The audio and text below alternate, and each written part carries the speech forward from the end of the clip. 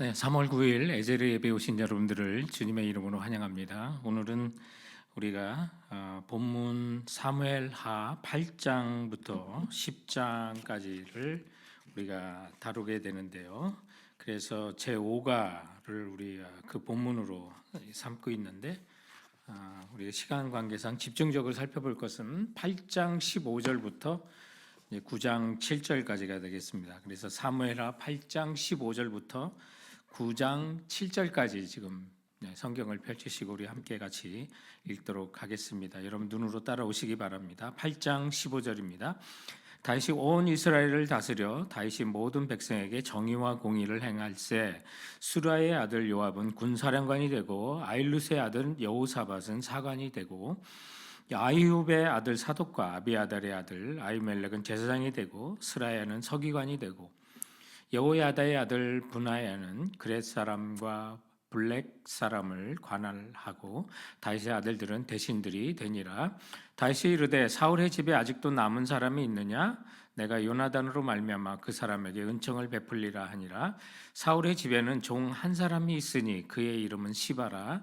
그를 다윗의 앞으로 부르매 다윗이 그에게 말하되 내가 시바냐 하니 이르되 당신의 종이니이다 하니라. 왕이 이르되 사울의 집에 아직도 남은 사람이 없느냐? 내가 그 사람에게 하나님의 은총을 베풀고자 하노라 하니 시바가 왕께 아뢰되 요나단의 아들 하나가 있는데 다리 저는 자니이다 하니라. 왕이 그에게 말하되 그가 어디 있느냐 하니 시바가 왕께 아뢰되 노두발 암미엘의 아들 마길의 집에 있나이다 하니라. 다윗 왕이 사람을 보내어 노두발 암미엘의 아들 마길의 집에서 그를 데려오니 사울의 손자 요나단의 아들 무비보셋이 다윗에게 나와 그에게 엎드려 절하매 다윗이 이르되 무비보셋이여 하니 그가 이르되 보소서 당신의 증인이이다. 다윗이 그에게 이르되 무서워하지 말라. 내가 반드시 내 아버지 요나단으로 말미암아 내게 은총을 베풀리라. 내가 내 할아버지 사울의 모든 밭을 다 내게 돌려주겠고 또 너는 항상 내 상에서 떡을 먹을지니라 하니. 아멘.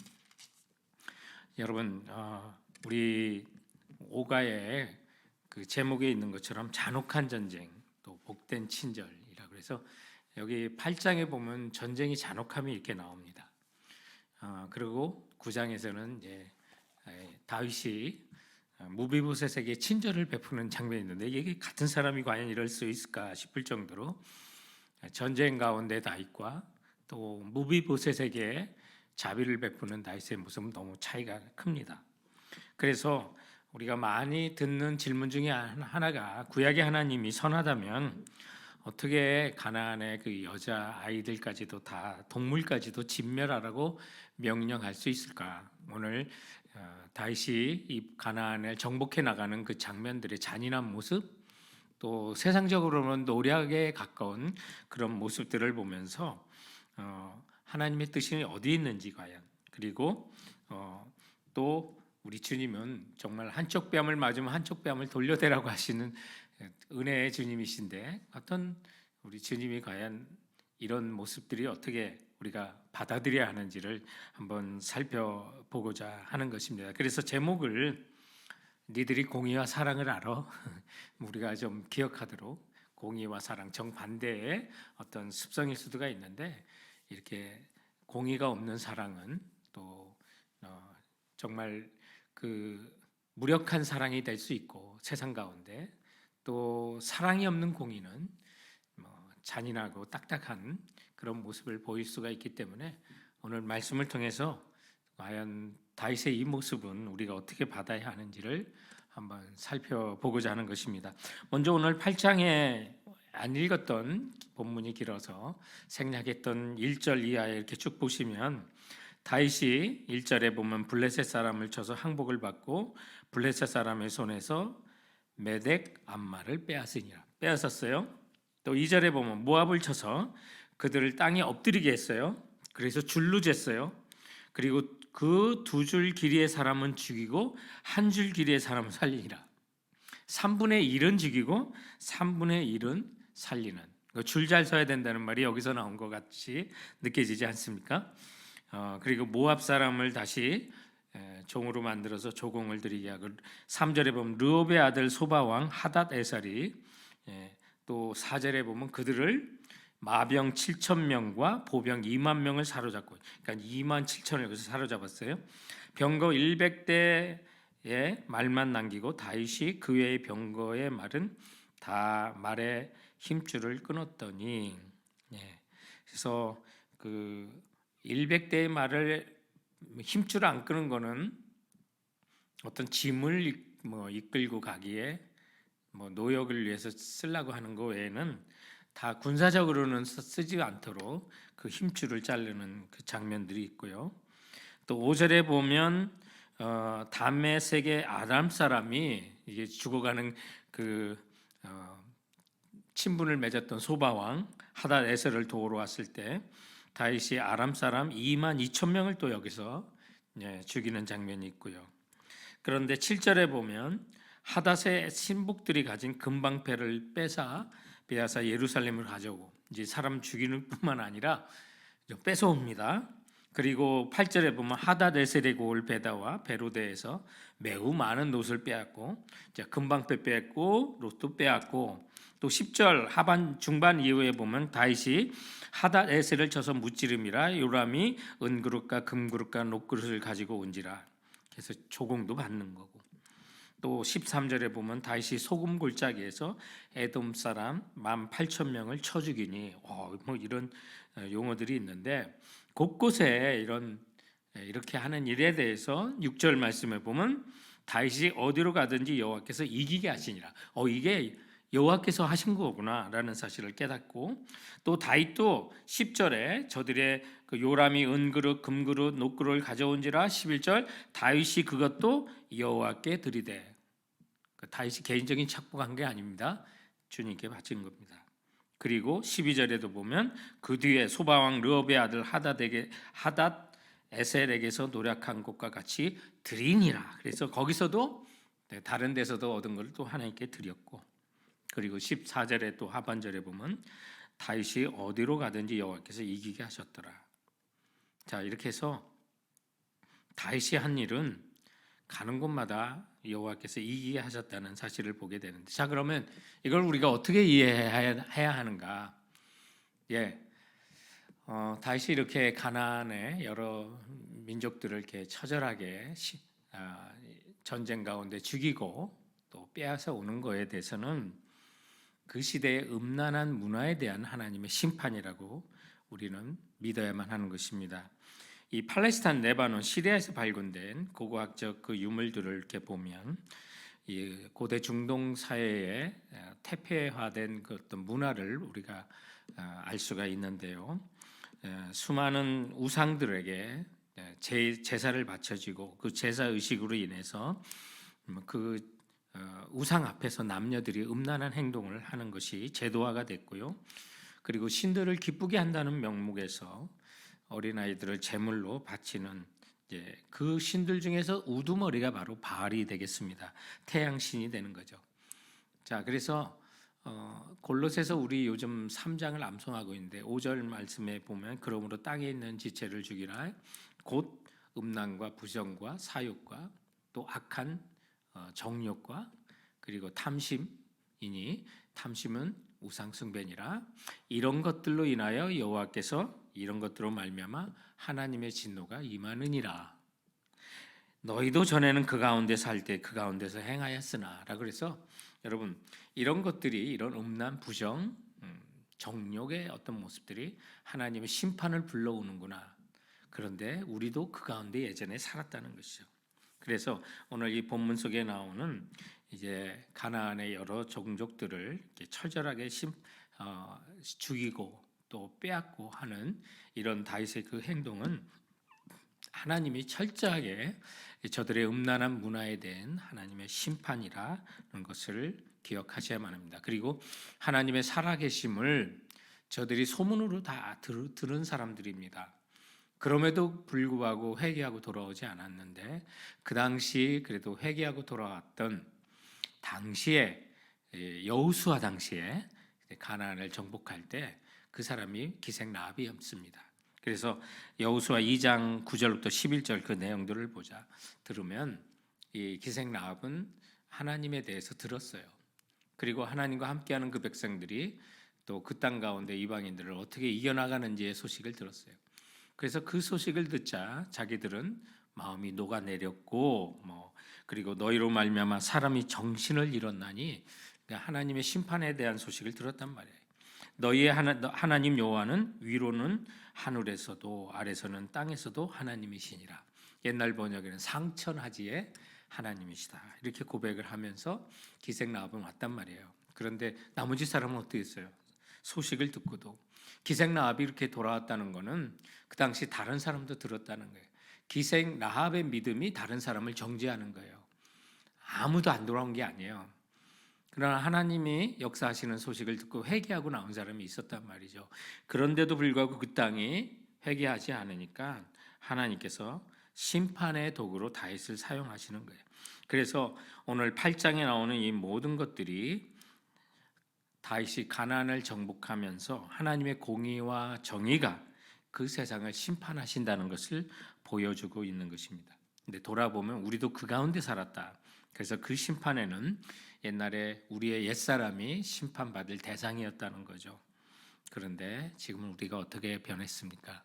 새 사람이 되었고 예수 그리스도 안에 새로운 피조물이 되었다. 이것이 오늘 이 구약의 하나님이 정말 잔인한 하나님이신가 아니면 은혜의 하나님이신가? 주님 앞에 돌아올 때 주님은 언제나 우리를 받아주시고 은혜를 베푸시는 주님이신데, 그렇지 아니하고 끝끝내 자신의 고집을 꺾지 아니하고 주님을 상천하지, 하늘의 하나님 땅의 하나님으로 인정하지 않을 때는 하나님께서 철저하게 심판하신다는 것을 다윗을 통해서 보여주시는 것입니다. 그래서 오늘 15절에 보면 다윗은 그때뿐만 아니라 나라를 다스릴 때도 정의와 공의를 앞서서 다스린다고 하는 거죠. 15절에 보면 다윗이 온 이스라엘 다스려 다윗이 모든 백성에게 정의와 공의를 행할세.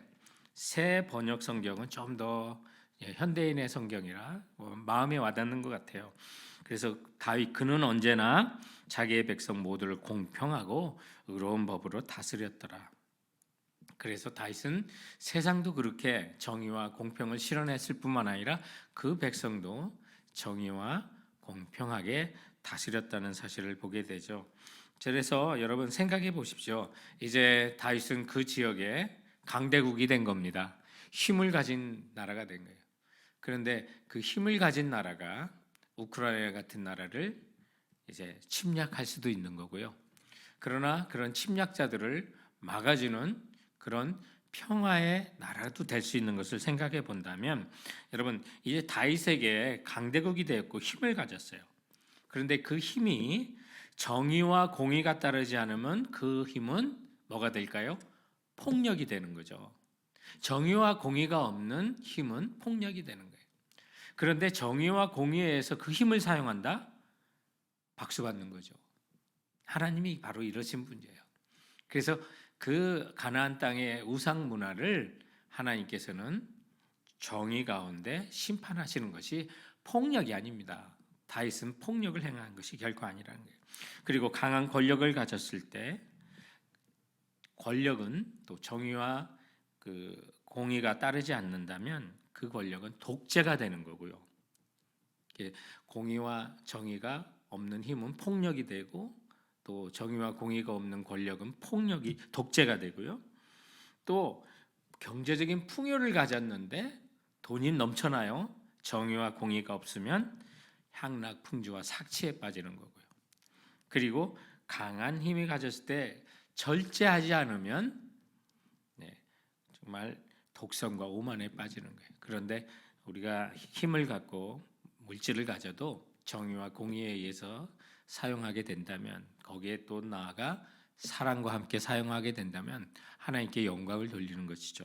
자, 그래서 오늘 그런 모습들을 보면서 하나님이 인정하시니까 다윗이 어디로 가든지 이기게 하시니라, 이런 표현들이 있게 되는 거예요. 여러분 그냥 우리가 예수 믿고 타락한 생활 하는데 하나님은 어디를 가든지 이기게 할까요? 그렇지 않습니다. 하나님은 정의와 공의이시니까 그런 사람을 말리시죠. 말리시는 여러 가지 방법이 있는데 여러분 스스로 상상해 보시기 바랍니다. 그래서 오늘 다윗은 군사, 종교, 행정 각 분야의 이제 적임자를 임명해 나가는 장면이 오늘 16절 이하에 나오게 됩니다. 그래서 요압이라는 사람을 군사령관으로 이렇게 임명하는데 아주 싸움은 잘했던 사람이에요. 잔인했어요. 그래서 뭐 친절을 베풀어야 될 사람을 죽이기도 하고 다윗의 그 명령을 따르지 않은 부분도 나오는데 나중에 이제 솔로몬이 이제 이 요압을 군사령관을 죽이게 되죠. 그래서 결국은 요압도 하나님의 심판을 받게 되는 그런 모습이 나오고 16절에 사관이 또 등장하게 돼서 아일룻의 아들 여호사밧은 사관이 되고 그래서 여러분 역사 기록하는 그 사관 옛날 우리나라 조선 시대에 그 사관들이 기록한 역사물을 왕이 그 당시 왕은 못 봤다고 그러잖아요. 참 우리 어떻게 이런 제도가 있었을까? 너무 자랑스러운 민족이에요. 그런 거 보면. 그래서 사관들은 이제 역사를 기록하는 사람이고 또 17절 하반절에 제사장 17절에 사독과 아히멜렉은 제사장으로 또 임명해서 하나님을 예배하는 자들이 됐는데 여기 사독 그래서 나중에 예수님 시대의 예배당의 이제 제사장, 대제사장은 사두개인들이 갖는 직책이에요. 그러면 사두개인들이 어디서 왔느냐? 바로 사독의 자손들이 사두개인을 형성하게 되는 거예요. 그래서 예수님의 부활이 있는 것을 믿지 않았고 상당히 정치적인 사람들이었어요. 그래서 다윗의 시대에 순수하게 시작했던 것이 예수님 시대에 엄청나게 이제 변질된 것을 보게 되는 거고요. 그리고 17절에 서기관, 예수님 시대에 뭐 서기관들이 워낙 예수님을 부인하고 또 죽이려고 했던 것 때문에 우리 안 좋은 일을 갖고 있지만 헌금을 계수하고 왕의 조서를 작성하고 또 인구조사 기록들은 이 모든 것들이 서기관이 기록할 정도로 굉장히 업무는 많았던 그러면서 말씀을 또 준비하고 가르치는 역할을 했던 사람들이 서기관이라고 하는 그런 직책이 되겠습니다. 그래서 다윗은 곳곳에 여러 사람들과 함께 정의와 또 공의를 펼치기 위한 그런 조직들을 갖춰 나가는 장면들을 보게 됩니다. 자, 그래서 우리가 우리 하나님 정말 잔인하신 분입니까? 예. 다윗은 잔인한 사람입니까? 자, 여러분이 대답하세요. 아닙니다. 하나님의 심판에 쓰임 받았을 뿐이고요. 우리 하나님은 공의와 정의의 하나님이시지 잔인한 하나님은 아니십니다. 오랫동안 죄에 대해서 관영하시고 기다리시다가 그러나 회개하지 않을 때는 심판하시는 거지. 그 심판은 정말 무섭습니다.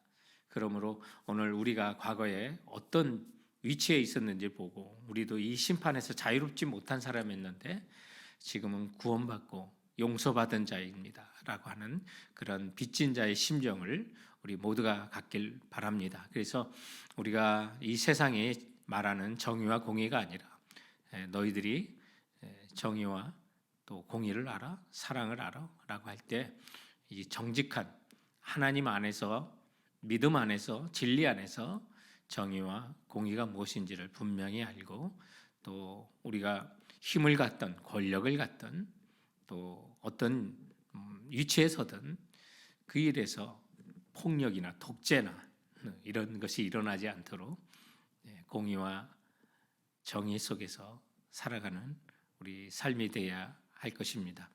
자, 그리고 오늘 이제 9장에 보면 다윗에게는 또 다른 면 그렇게 잔인한 모습이 있었지만 무비보셋이라고 하는 사울의 손자 요나단의 아들에게 펼치는 그 은혜로운 손길을 통해서 우리가 또 사랑을 만나게 됩니다. 여기 이제 여기서 자비를 베푼다라고 하는 내가 아버지로 은총을 베풀다 하나님의 은총을 베풀기 원한다라고 하는 이제 그런 많은 표현들이 헤세드입니다. 근데 이게 히브리어고요. 또 헬라어로는 그것이 아가페. 그 사랑이 은총, 은혜 다 이게 아가페 사랑의 모습으로 이렇게 표현되는 말이기도 한데 또 히라보로는 이 헤세드와 같은 말이 그 사랑과 달리 크리스토스라고 하는 말을 써요. 크리스테토스, 크리스토토스 뭐 이렇게 말씀하는데, 그러고 보면 그리스도하고 상당히 비슷하죠. 기름 부음 받은 자라고 하는 그 뜻을 갖고 있지만, 헬라어로는 헤세드, 은혜라고, 은총이라고 하는 뜻도 거기에 담겨져 있는 것을 이렇게 보게 되죠. 그래서 이제 다윗은 여러분 잘 아시다시피 사울 왕에 의해서 얼마나 목숨의 위협을 당하고 도망쳤습니까? 얼마나 오랫동안 집요하게 사울이 다윗의 목숨을 노렸습니까? 그래서 세상적으로 보면, 인간적으로 보면 원수예요. 자기 목숨을 노리는 사람이니까 원수죠. 그런데 그의 손자, 아이러니하게 사울의 아들인 요나단과는 정말 생명을 나누는 우정을 가졌단 말이에요.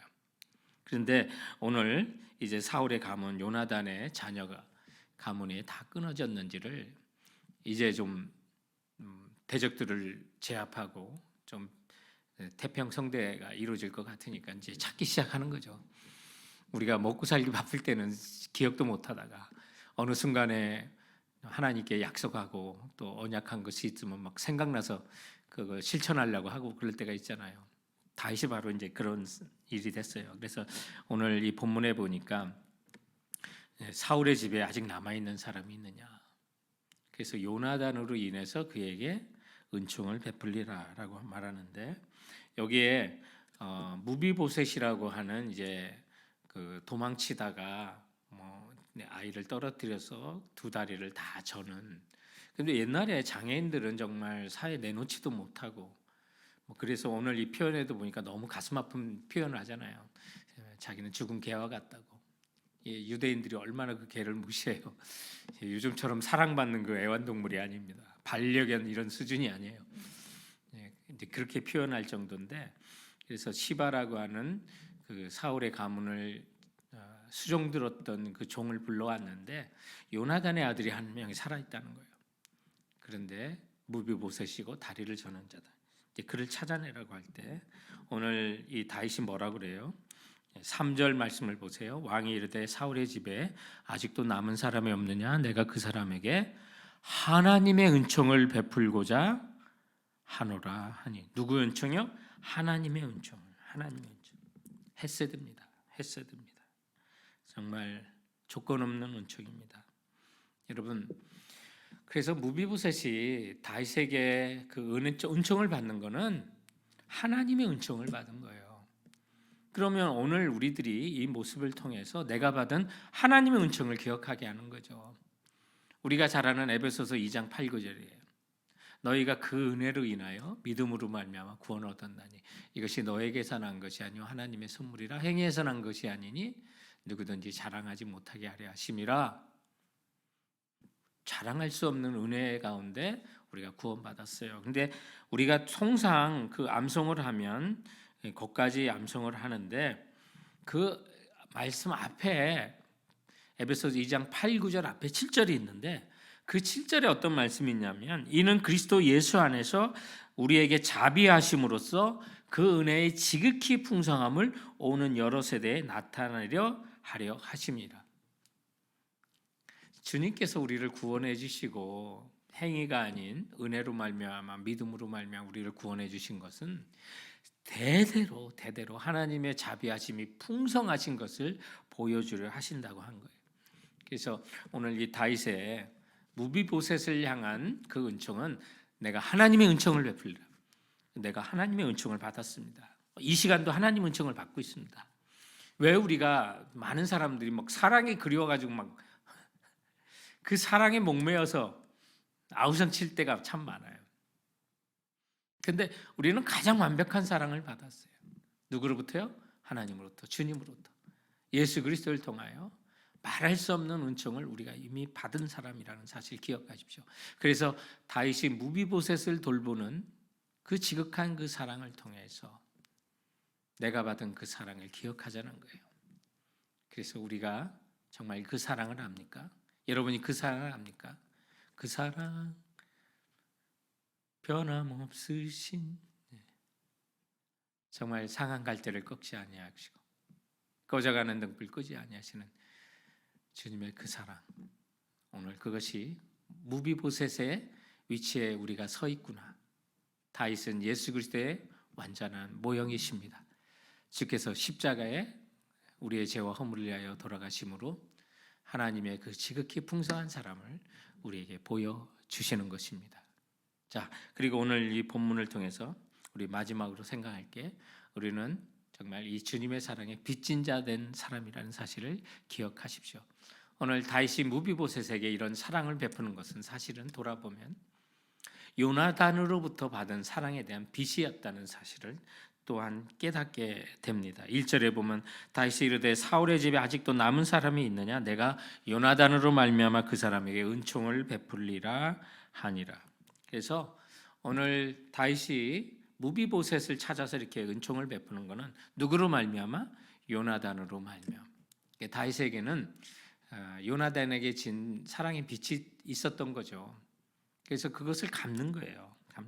돌아보면 우리도 이제 빚진 자 심정으로 살아가야 돼요. 그렇지 않냐고, 당연히 내가 한 것이다. 모리타라고 하는 일본의 그 회사에 그 직원을 뽑을 때 최종 면접은 회장이 오셔서 그 한다고 하는 그런 옛날 이야기를 들은 적이 있어요. 그때 그 직원들한테 너의 힘으로 여기까지 온 것 같냐? 아니면 이 일본에서도 정말 명문의 가문의 명문 기업인 이 기업까지 오게 된 것이 누구의 도움과 은혜라고 생각하느냐를 물어본대요. 근데 내 힘으로 왔다는 사람은 떨어뜨린대요. 그런 사람들은 회사 일도 잘 못한대. 근데 나는 은혜를 받았다. 빚진 자의 심정을 가진 사람은 일도 잘한다는 거죠. 오늘 살아가는 사람도 그래요. 여기까지 온 것 다 주님의 은혜입니다. 모든 것이 은혜입니다. 깨닫지 못하는데 어느 한순간 깨달을 때가 있잖아요.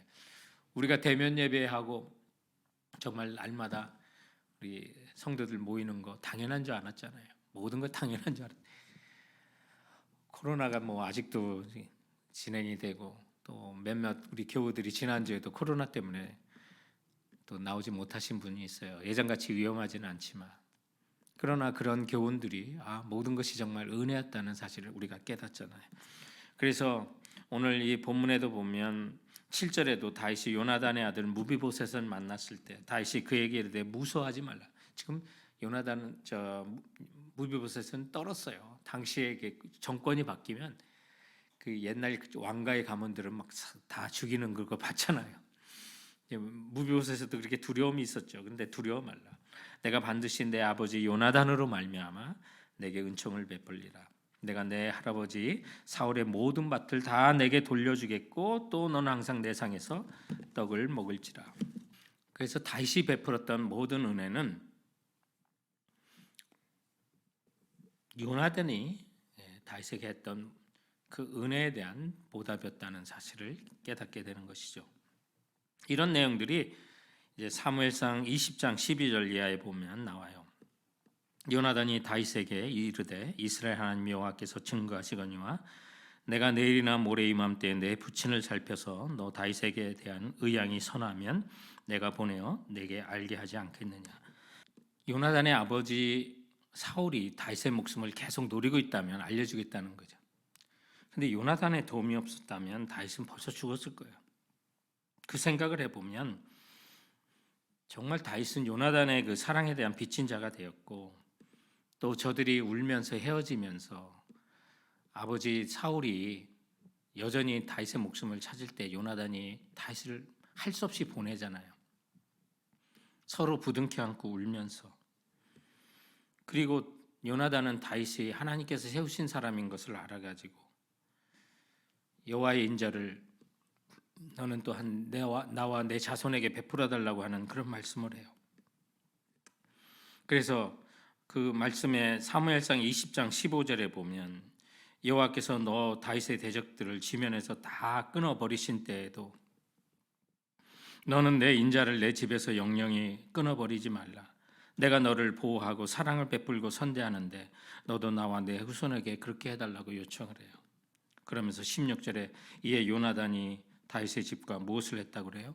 언약을 맺어요. 바로 그런 거예요.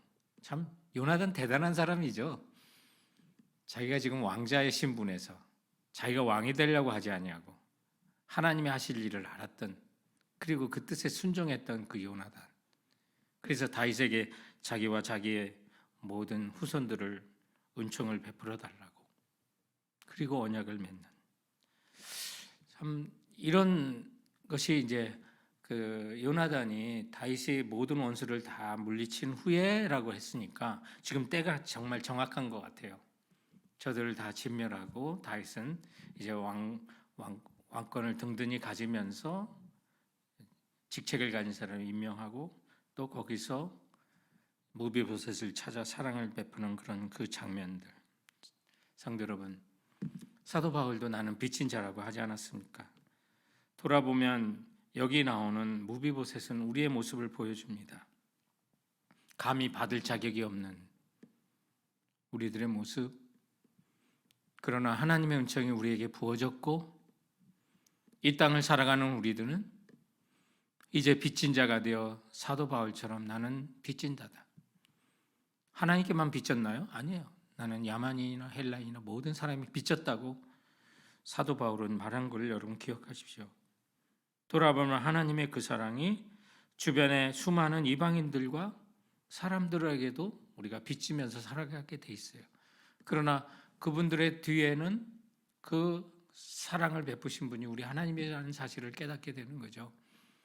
오늘 여러분들이 정말 공의와 사랑을 압니까? 정의와 사랑을 압니까? 예, 이제 우리가 배웁니다.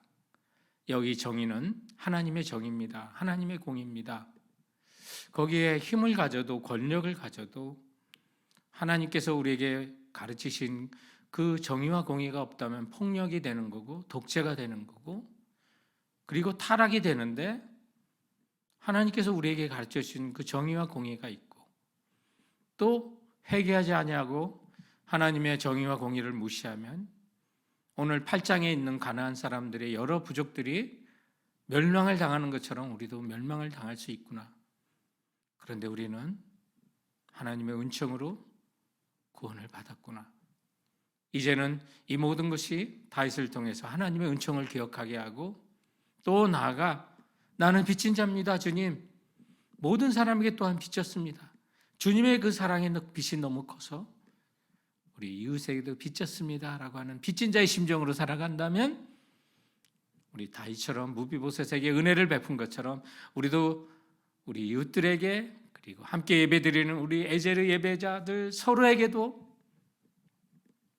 사랑을 베풀 수 있는 하나님의 백성으로 살아가게 될 줄 믿습니다. 그러므로 성도 여러분, 에제르 예배자 여러분, 여러분의 삶의 현장에서 하나님의 정의와 공의를 실천하시고 동시에 사랑도 함께하면서 우리 주 예수 그리스도를 본받아 살아가는 우리 모든 에제르 예배자들 되시기를 주님의 이름으로 축원드립니다. 기도하시겠습니다. 아버지 하나님, 오늘 주님의 공의와 사랑을 배웁니다. 다윗의 삶을 통해서 배웁니다. 아버지 하나님, 정말 하나님의 뜻 가운데 하나님의 공의와 정의를 실천하고 나갈 때 다윗이 어디를 가든지 여호와께서 이기게 하신 것처럼 우리의 삶 속에서도 가는 곳마다 승리가 있게 될 줄을 믿습니다. 또한 다윗의 삶을 통해서 무비보셋에게 베푸는 그 사랑을, 극진한 사랑 베품을 통해서, 그리고 그를 평생에 다윗의 상에서 먹고 마시게 하며 다윗의 왕자들과 함께 인생을 보내게 하는 통해서 주님, 우리를 자녀 삼아 주신 걸 기억하게 됩니다. 그리고 하늘의 영원한 천국의 잔치에 우리를 불러주시고 주님과 함께 그 잔치에 참여하게 해주신 것을 기억하게 해주셔서 감사합니다.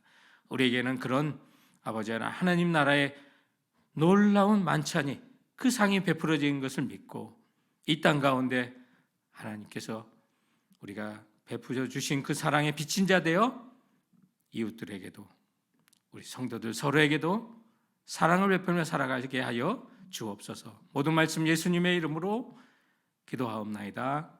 아멘.